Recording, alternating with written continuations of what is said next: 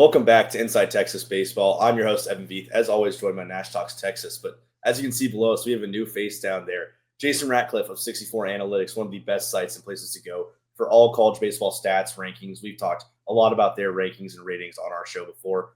Jason, on this Selection Monday and one of the most important days in college baseball all year, it's so good to have you on here. Thanks for coming on.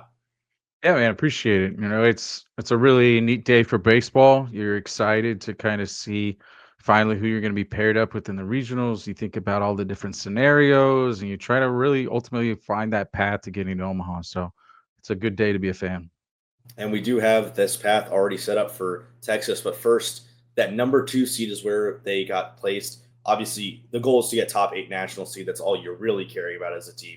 Nash and I've been saying Texas would probably be the 1 seed for a long time, but that late run from Vanderbilt winning the SEC tournament, both teams are SEC champions in a way, probably was the big factor in hoisting them up, as well as some numbers like RPI and strength of schedule that they have over the Longhorns. What's your take on that 1 versus 2? Do you think that was made correctly, and does it really make a difference in your eyes for them to be rated that way?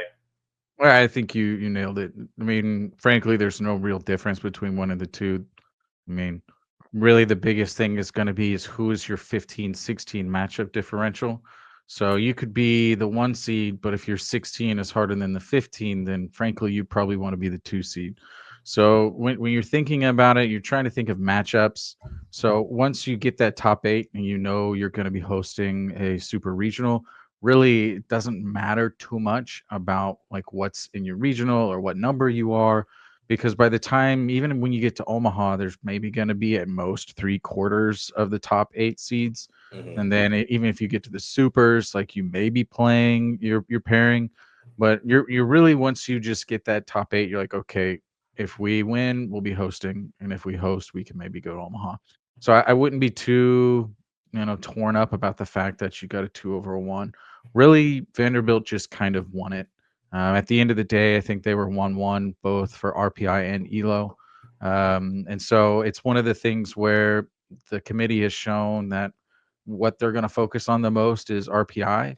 And I remember when you guys swept A&M like 4 weeks ago or so. It felt like, okay, at that point you guys even had the national seed wrapped up, because I think you'd already had like 19 SEC wins at that point. Yeah. So it kind of just feels like these last few weeks has been kind of like tinkering with you guys, getting guys healthy, getting Bellew back, trying to figure out like who's going to be that Friday night guy. Is it going to be Ruger? Like, where are we going to put him? So, I mean, for you guys, I wouldn't say, oh, we got two, the sky's falling. I would just say like, well, it doesn't matter what the number is. It's who's in our regional. Yeah, Nash, you and I have both been talking about that for a while. That A&M series was kind of the one where it felt like they'd secured that national seed, and it's been a long road. Obviously, Jason mentioned those injuries, but where do you think this Texas season stands as they're heading into this regional matchup?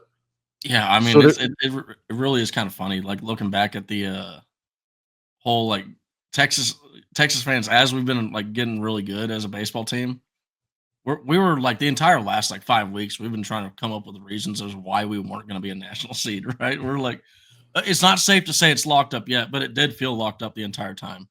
Uh, I mean, going into the regional, I feel like, uh, a lot of echoing a lot of what Jason said, but I would add on. We'll talk about this a little bit later.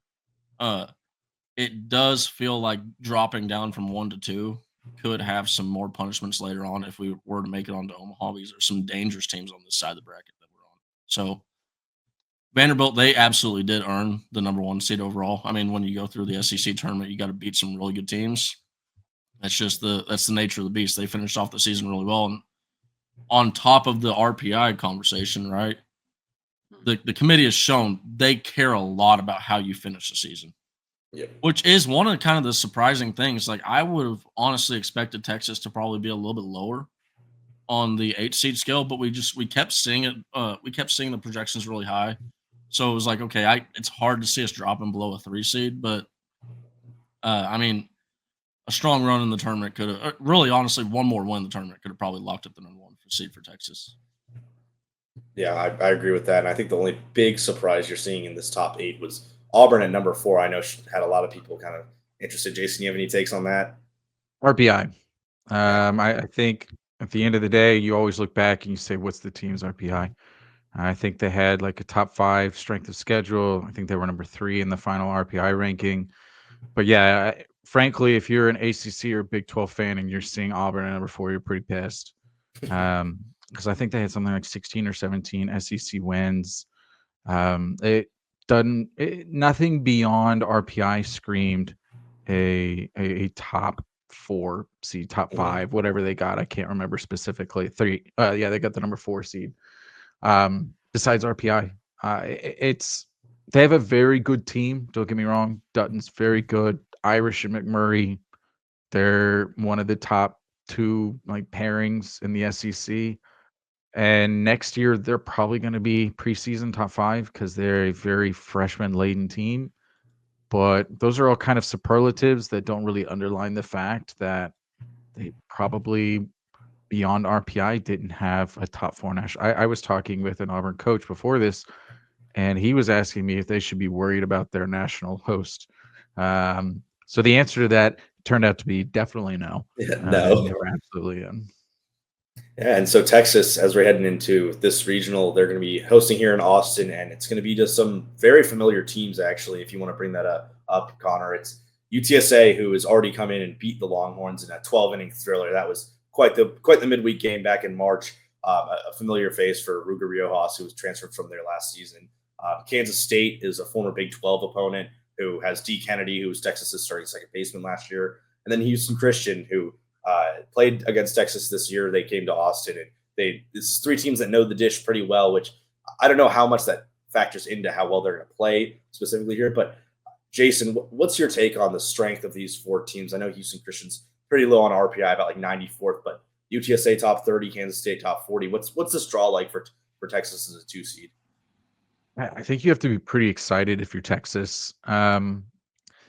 Houston Christian is probably the worst hitting team in the field, regardless of 1, 2, 3, 4, 1 through 64. And they're going up against arguably the top pitching staff in the country. So Texas, you're really excited because you can pitch off. Now, you're not going to take them for granted, but you're also not going to, throw your Friday night guy. You're not going to throw Volantis in the back end. You're going to hope that your Suslers and your Gavins and Mendozas, that they can get you, 7+ runs, and that you're not too worried about that game towards the tail end. Now, you mentioned that all of them have kind of played on the field, and it's a little unique having that turf field, and sometimes it's different for a lot of guys if it's their first time, like reacting to some of those low line drive balls that go at them. Does it go over their head on the first bounce? So a lot of these guys like know the field, so that's always a positive. And then you're excited that, frankly, there's a good 3 seed. Sometimes if you've got a good 2 seed like a UTSA and you've got a 3 that maybe like a Creighton, for example. I'm not, trying to dog on Creighton, but they're in the tournament because they won their tournament. So you have a team that's in there by an at-large, and so they weren't an automatic bid, and so they're a good enough team. I mean, you've got O'Connor, Dardar, Maximus Martin. He's a name you're going to definitely want to know. He was one of those portal pickups for Kansas State. They're a very portal-laden team. UTSA got Mason Little. They also have some really good players that came out of the portal. So you're going to have a very good 2-3 matchup, which if you're a 1 seed, you're excited about that because that generally means they're going to have to, fire some of their bullets before they get to you. And you should be sitting there with a gun that's, still pretty fully loaded. So you're hoping to be there in that catbird seat at that 2-0, which I think it's like 85% of teams who come out of that 1-0 as the 2-0 team go on to win the regional. So you're looking over this, and you see UTSA, who's a very good 2. You see Kansas State, who's a good 3. But I think you see a good matchup in a 4, and I think you see the fact that the 2 and the 3 are going to have to go to a battle as a positive. Yeah, I mean it really does feel like this Houston Christian team. They're gonna rely on Parker Edwards. He's their best guy on the mound and best guy at the plate. So they really have to. It's hard to imagine a scenario where Houston can take game 1, but if they do, it's going to be because that dude graduate transfer. I forget where he grad transferred from, but he's legit. But that's about it. Yeah, and Connor, if you don't mind pulling up that Houston Christian graphic, because that is the first matchup you're going to see, I believe, on Friday between that 1 and 4 and the numbers that Jason was mentioning already. You thought the Texas side of the batting average and on base stats that Nash has been pulling up has been bad. Look at a 3.71 OBP for Houston Christian's not exactly what you're looking for, but some solid pitching numbers. Obviously, Texas is at the top for a lot of these, but for me, Nash, one of the big factors going in is as someone like you who's been around home plate and the dugout of the opposing team all year, and it's the first time Texas is hosting a regional since 2022. How big is this crowd factor going to be, and what's it been like for you who's been able to sit in the stands all year? And do you think that's going to carry over well into the postseason? Yeah, I mean, this is something I was thinking about yesterday. I posted on my account like because I like to park for free over by the cemetery, and it's you can usually gauge how the weekend is gonna like how the crowd is gonna be by how full the cars are or, like at a certain point and like before the game, and like basically 15 minutes before the first pitch, like if I'm coming in late, if I can't find a parking spot and I got to go 3 streets down, I'm like, yo, this is a legit A atmosphere. good one. Right? We're up for this one.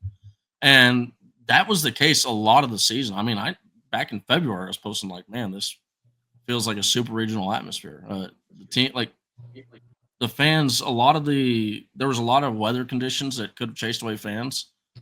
But man, I feel like for how many times that there was excuses for fans to not come, our fans really showed out, and I feel like they're going to show out really really well for this number 2 Texas team because this is I mean it's like Jason said earlier, like at this point just win this regional and you're coming back. Like it's a deal where I remember we're sitting there, we won the ECU or we have to go to ECU, right? And that sucks. You go back to the 2018 regional, you got I think what was it like East Tennessee was playing at Arkansas or Ole Miss, one of the two, and basically I remember sitting there. It's like okay, Texas already won their regional, and now we're sitting there waiting to figure out are we going on the road or are we playing at home? And East Tennessee ended up winning the regional, and that does kind of lead to a nice little fan watching experience because you get pumped up that you're going to have a regional, but there's a nice comfort knowing that hey, all we got to do is just do what we're supposed to do, win the ball games. Like you said, get to 2-0, and you're in a really good position to win the regional. Because all you got to do is win one more game and get to 3 wins. And it's just there's a comfort knowing that you are all no matter what happens on the UCLA side of the bracket, you're hosting the super regional. Exactly. And as we pull this graphic up, Jason, talk a little bit about what we're looking at. Obviously, a lot of numbers that some people are familiar with, maybe not as much the WOBAs and WRA, but especially with that second win Texas might need to grab against UTSA and Kansas State. What are you looking at for those teams analytically that separates them from other teams that Texas may have played in the SEC this year? Sure. So I think the first thing that jumps out is when you look at the top right, you see pitching for Texas is very green. So you may not even need to know numbers, just know colors: green good, red bad. So I mean, you've got very good pitching for Texas and very bad hitting for Houston Christian. So again, just to reiterate, a really good pairing for them off the bat. Now it's baseball; anything can happen in 9 innings. But when you were comparing things on paper, you have to be pretty excited. And then I think what you see for UTSA is a pretty well-rounded team. They're not, phenomenal at either, but they're good at both. And then I think you look at Kansas State, and they're pretty much in that same bullpen. I think you're a little happier to see that the OPS numbers, so the allowed OPS for Sheffield and Quevedo, are a little higher, and those are kind of like their 3-4 pitchers. But again, that goes back to that's why you're excited to have a good 2-3 matchup, because those should be the guys that either A, you're getting into, or B, that you're, maybe be facing in a situation in which you're going with, your top guy. So it's one of the things where and clearly you guys don't have Spencer anymore, so it's kind of sad to see that up there on the graphic. But, you should be in a spot to where you're going to be utilizing your top arms. And when you look at the bottom 3 or bottom 4 arms, which again are still their top pitchers for both UTSA and Kansas State, They're just not really the type of arms that you're used to seeing in the SEC, especially when you look at the whip, the walks plus the hits, and the innings pitched.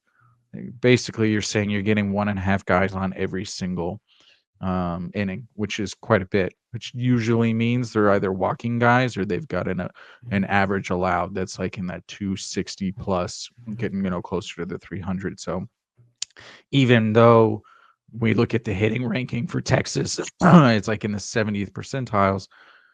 That's against really good SEC pitching when you're going up against marquee MLB draft type arms every single weekend. So I think it's going to highlight the strengths and it's going to build up the weaknesses. So I mean, I'm not trying to blow smoke here. I do think we had this as the third easiest regional. Interesting. Good to know. And yeah, UTSA is a team that has some strong bullpen arms, and Orlovsky's one that stands out, one of the most green pitchers on here. But like you said, if that's being wasted in the Kansas State game, they do advance. Obviously, the bats are going to be great, but that's where Texas grabs an advantage. Is can these hitters be able to pick up against maybe your second best starter or your third best reliever? That's an advantage for Texas. We're going to take a quick break and hear from David McClellan before we go into a little bit more about this regional. I'm just going to say, guys, you probably need a fiduciary financial advisor. And I've got the guy for you. His name is David McClellan with Forum Financial. He works broadly and deeply with his clients as a financial life coach. And he should know something about coaching because he won several national championships as a swimmer for the University of Texas. He specializes in financial planning and has contributed numerous articles to Kiplinger on the topic of retirement tax bombs. So contact David today to be your fiduciary financial planner and schedule a 1-hour consultation to assess your financial situations. The free consultation is available, so just give him a call. The number is 312-933-8823. That's 312-933-8823. His email is also in the description below. And I know Texas fans are loving what Jason said there at the end about it being one of the three easiest regionals here, but this entire side of the bracket is not exactly easy, littered with SEC teams, some of which have already taken down Texas this year. But specifically this matchup below us, the Los Angeles Regional, 15-seeded UCLA, would be who Texas would play, say they were to get to the Super Regional. They would host in Austin for a 3-game series against one of these 4 West Coast teams. And UCLA is obviously the one that stands out. Cholovsky is a fantastic player, maybe the best one in this entire graphic that you're looking at. Arizona State, it would be a reunion for guys like Burns and Mendoza who transferred there last year. But Jason, just talk a little bit about what this regional on the other side is bringing and who Texas would need to look out for if they were to advance all the way to the Supers. Yeah. So first thing is it was unique because UCLA and Irvine have actually already played each other this year. Now it was a midweek, but they've already played each other twice. So very kind of similar to you all, in which you've played some of these teams, and the NCAA usually tries not to do that. So quite ironically, we've got a set of 8 teams that have kind of played each other quite a bit. Now, again, they also try to do it by geolocation. As you can tell, all of these teams are West Coast based. So regardless of even if whom comes out, it's probably, if it ends up being in Austin, it's going to be a very pro Austin crowd because it's going to be a long trip to Austin.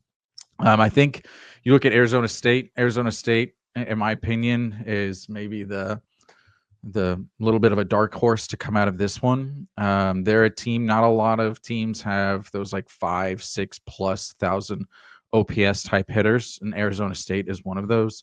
They've scuffled a little bit, but again, like they're a team that I think that when the dust settles, the committee's going to look back and say, okay, it was smart to put them in, even though they were 49th in the RPI. I think they were one of the last 4 in.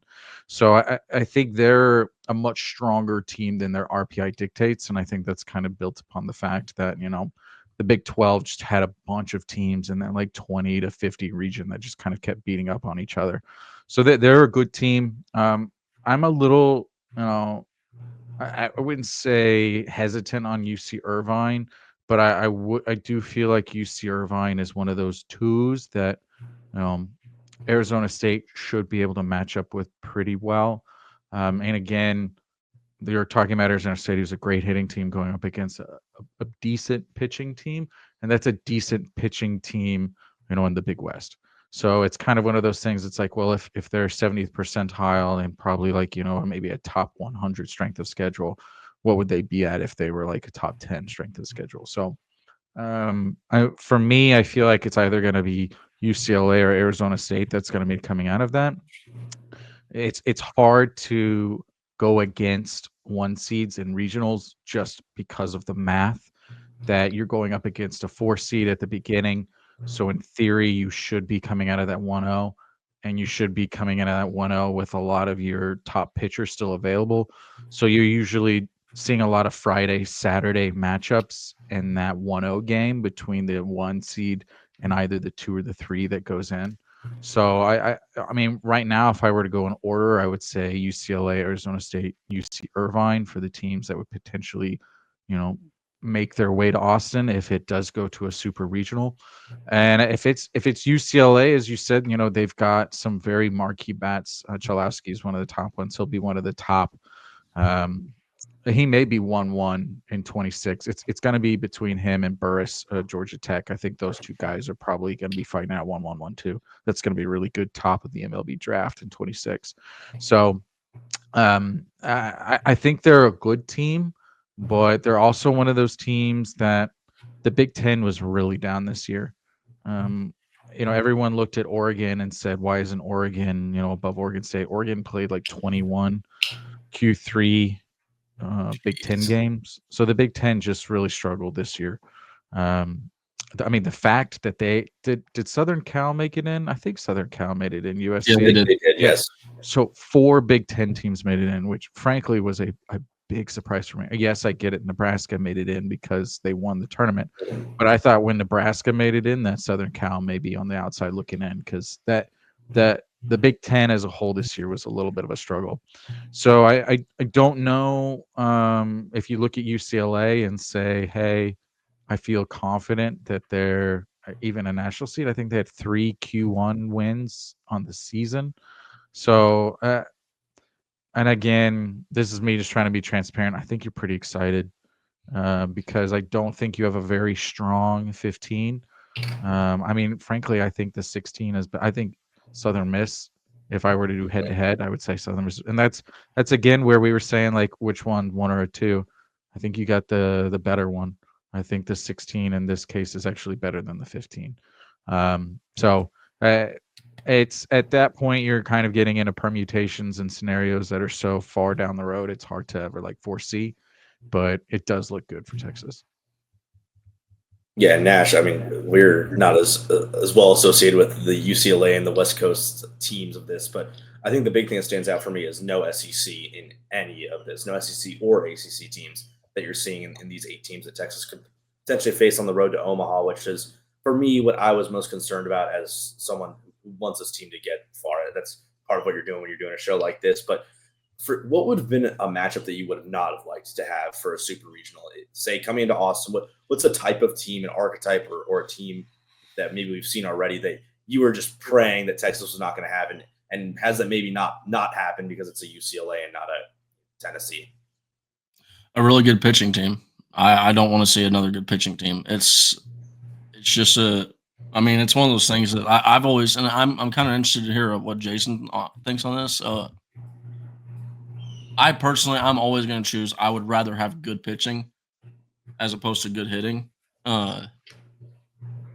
because hitting is just one of those things that it can happen, and then you can have the best hitting team in the world.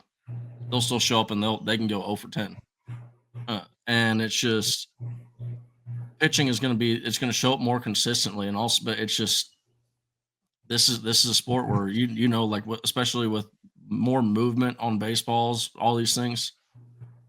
It's a pitcher's world that we're living in, and it's just honestly it's kind of funny like looking at the 15 seed out of the 15 seeds, the one that out of the 15 seed bracket, the one that scares me the most is Arizona State if we had to play them.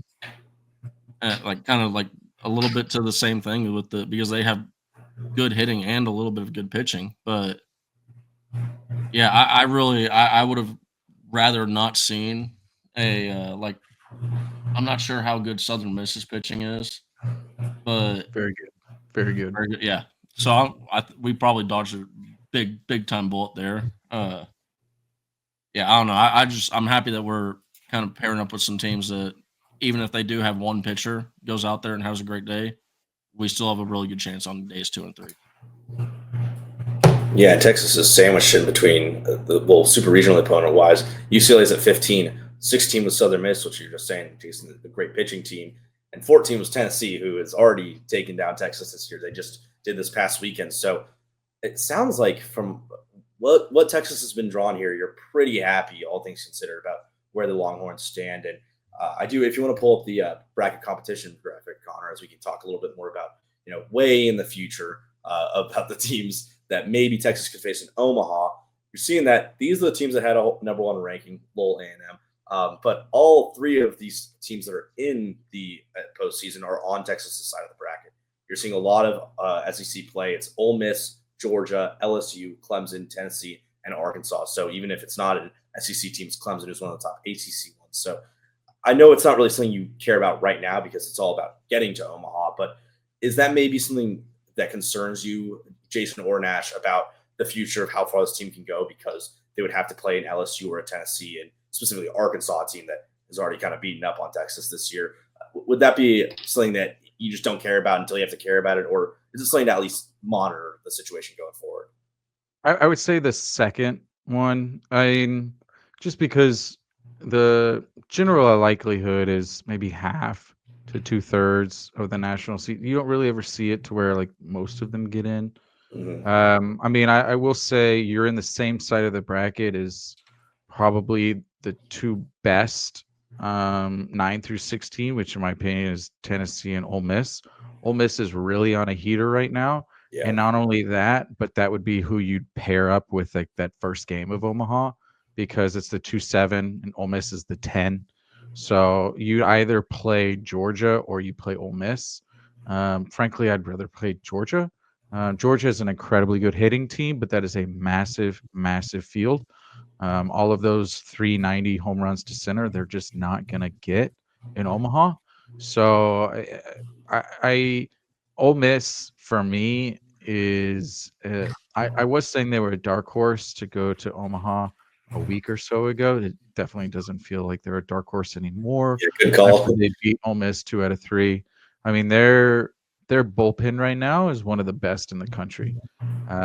So I think you're looking at it and you're saying, man, like our side of the bracket may be pretty rough. I think LSU, if I were a betting person right now, I would say LSU is my probably favorite to win it all, just because of the depth of their pitching.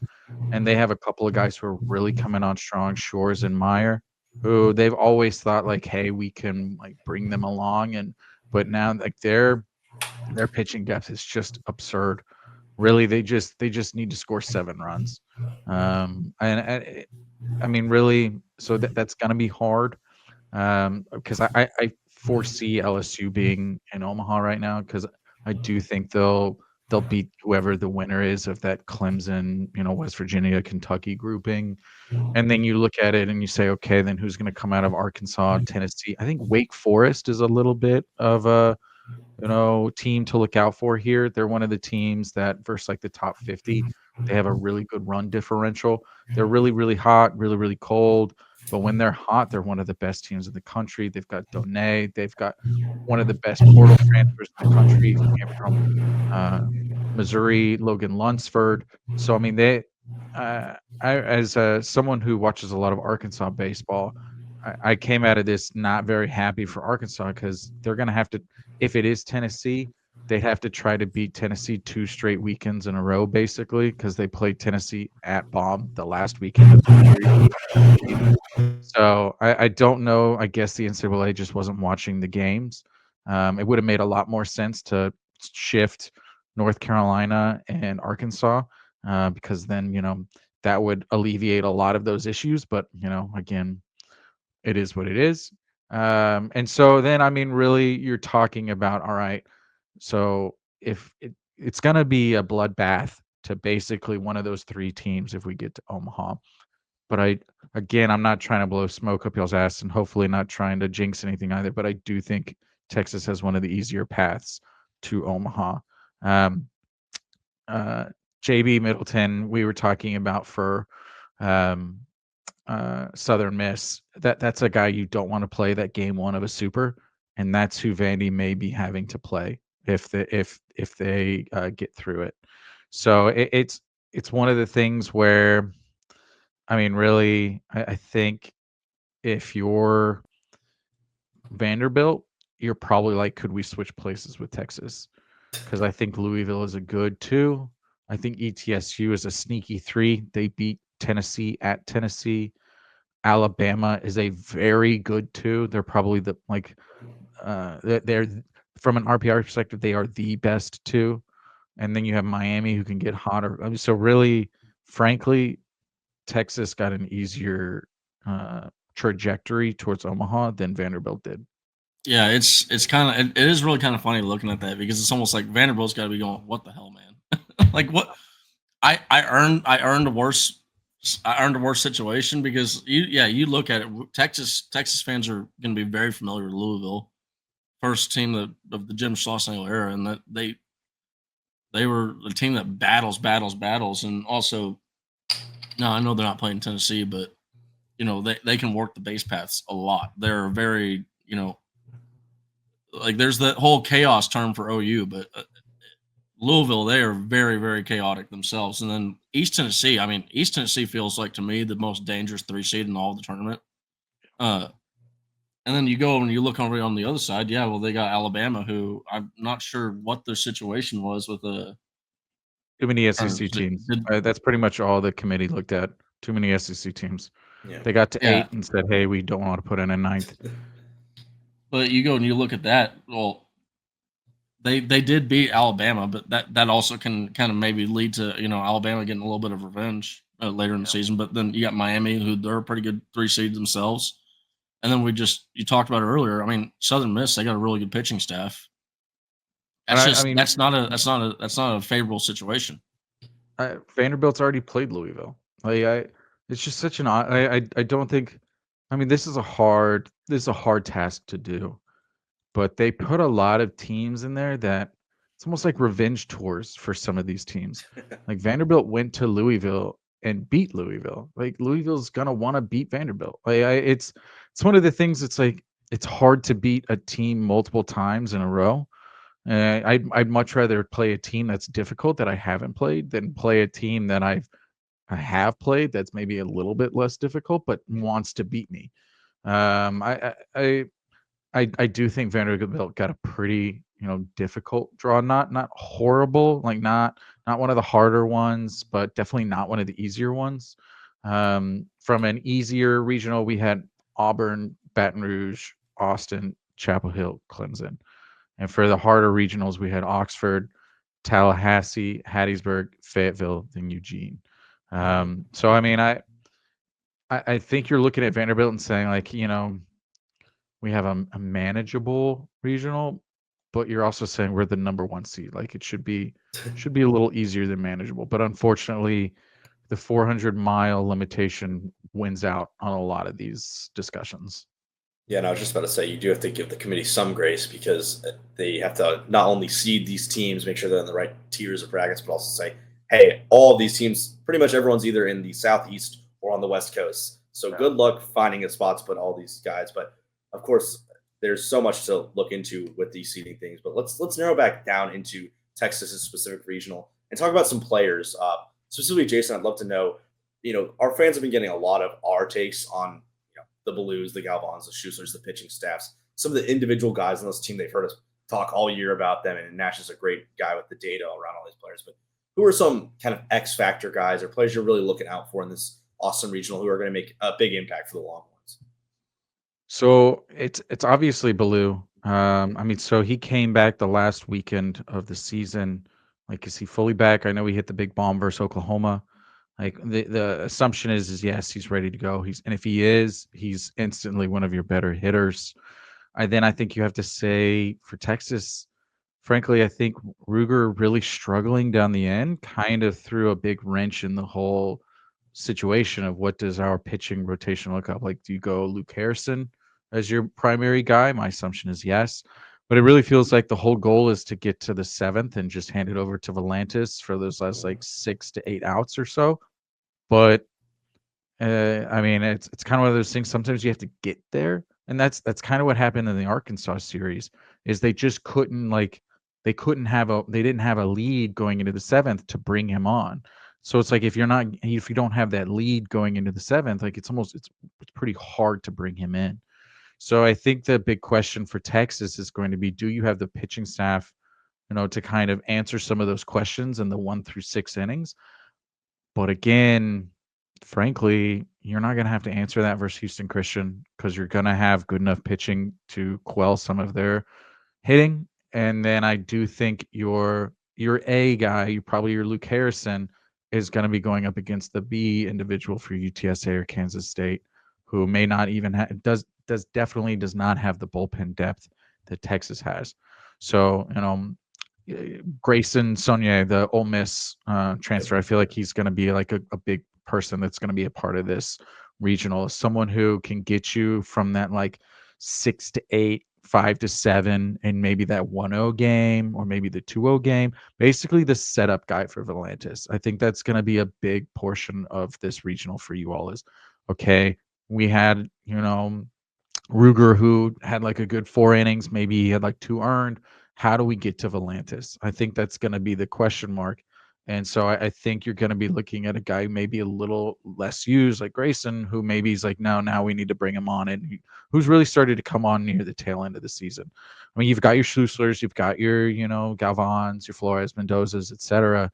But then, who's the left fielder who's just a phenomenal fun Jonah watch, the Williams. football player? Yeah, Yep. I mean, it was a lot of fun to see him, talking trash as he walked versus Florida, and that kind of situation. But I mean, he's a phenomenal guy to watch just play. So I mean, and I hate to keep reiterating it, but I do think things are set up pretty nicely. So I think, and this is what having someone like Schloss helps with, is do your job. If you do your job, you're going to be set up well. And I think you've got enough pieces that are consistent. Mendoza, just incredibly consistent. Just like do your job, get on base, and frankly, don't walk guys. You want to know why they struggled the last 3 weekends? Walks. I think they gave up like 30 free bases against Arkansas. Yep. Ruger in that first game against Florida, I think he had like 3 or 4 walks, and that like 4 or 6 run inning that first. I can't remember how many. Just don't walk guys. Throw it middle, and make Houston Christian hit it over the fence, because they just really haven't shown the ability to do it. Yeah, I really love your Grayson Saunier call on that one, because you look also at his just appearances. He really hadn't appeared much in through the season. Ironically, he does have an appearance versus Houston Christian, so there's a little bit of familiarity there. But he plays, up till Kentucky, right? Up till like May 13th. He only had 5 appearances, but then he has Texas State, 3 innings there. Texas A&M 1.1 innings there. Arkansas 2 innings there. 5.1 versus Florida, 3.1 versus Oklahoma, and 1 versus Tennessee. And here's the thing is too, it's not a deal, and this is no disrespect at all to Cody Howard, because he's been a pretty good pitcher for Texas, but you typically see a guy like a Cody Howard when the game's almost out of reach. And it's like, hey, if our offense gets us back in the game, cool. We can get some more, Volantis and Grubbs going, right? But as for now, we don't want to burn any of the, the major arms that we want to use. Saunier's entering games where he's playing in meaningful innings pitch. So this is a guy that it's clear the staff. I mean, one, the staff obviously brought him in from Ole Miss because that SEC experience. You want some experience like that on the staff. But 2, it's clear that they view him as a valuable arm going down the stretch. Yeah, they want to play him, and we don't want to take too much of Justin's time today, because I know you're always going to be busy on these Mondays. But we're going to wrap it up with one last thing. Jason, you can start us off. Let's have a prediction for the Longhorns this postseason. Let's do what's going to happen in the regional, and then anything onwards, what you think will be, what it will look like for the Longhorns. And then if you have them going to Omaha, we'll stop there, because that might be too much. But what do you think is going to happen here for Texas, Jason? Yeah, I mean, I would have them 3-0 or 3-1 in this regional, and then my assumption would be 2-1 in the Super versus either UCLA or Arizona State. I would have them in Omaha. I think once you get to Omaha, it's just kind of too difficult to kind of see where things go. My assumption is they're probably going to be playing Ole Miss or Georgia, and if they get there, I think that's going to be a really difficult first game for them because both of those teams are really hot hitting wise, and they take good ABs. And so I think, the Wiener coached pitching teams, what they do well at is those strike to ball kind of pitches where it looks like a strike and it ends up being a ball, and you get a lot of whiff and chase rates from teams. You're not really going to see that from either one of those. So I think it looks pretty clean until Omaha, but I do think that first game of Omaha may be a little bit of a difficulty versus either Ole Miss, Georgia, or whomever. Nash. Well, the good news is we've beaten both of them. Yeah. Right. Nash, what's your prediction? My prediction is I think that UTSA and Kansas State are going to go at each other's throats in game one, and that's going to lead to a favorable 2-0 situation for Texas. I mean, Kansas State, looking at them too, they're a team that was really, really hot. Like, I mean, I'm not Jason. Like it looked like they were in hosting territory. Max Martin had one of the most ridiculous weeks I've ever seen. Probably like week 9 or week 10 of the season. I mean, they almost beat LSU too in the Omaha tournament too. Like LSU somehow LSU is one of those dangerous teams too, where they've just been able to escape so many losses, where it's like y'all are in dangerous territory of losing some games, and they're just able to find a way to get out of it. And those are some of the teams that you're honestly scared me the most. The teams that just find the way. But yeah, you got like Kansas State. I think that their pitching is going to be burnt out after that first game. I think there's a good chance that they take that game versus UTSA. Us seeing UTSA earlier in the season, I think helps. Even if because they're obviously looking at the numbers, like you said, green good, red bad. They're the best hitting team in the regional. So if Kansas State can take game one, I think that does a lot to help Texas. But even then, if we have to play UTSA, it's not a situation where we're throwing midweek guys on game 2 of the super regional, or not super of the regional. But I see Texas, making out of this regional either same as him, 3-0 or 3-1. I'd lean 3-0. I would too. And then on the other side, I mean, it's kind of hard because I do think Arizona State is going to take that regional. The fear in me is saying that UC Irvine is going to win the regional, and that Texas is going to have UC Irvine come back to Austin after that 2008 horribly. I still Ollie, whatever his name is, I hate that dude. I hate him. He's one of the best center fielders I've seen. Ruined Texas' 2008 season. I just the fear in me has as Texas possibly losing in the super regional, like just the burnt orange, PTSD going on. But I got Texas 2-1 versus either UC Irvine or Arizona State. I think for me, real quickly, it's a 3-1 regional for me. It might be hard for them to get 3 straight wins from a pretty banged up starting pitching staff in particular. And then I think it'll be UCLA, and I do think Texas wins. It might be 2-0. Like the top 2 pitchers, if you ask a pitching staff like Texas to get 2 wins, I think it's possible, especially with some elevation from guys like Flores, Mendoza on the batting side of things. Jason, thanks so much for coming on, giving about 45 minutes of your time, man. This has been a great talk, and I know our viewers are going to really appreciate you. Nash, as always, it's been great talking with you. We're going to continue our coverage and everything going on with Texas baseball over at Inside Texas. Our boards are the best place to go in the entire country for Texas sports, and in particular, Texas baseball. Thank you all so much for watching today. We'll talk to you next week. Have a good one. Okay.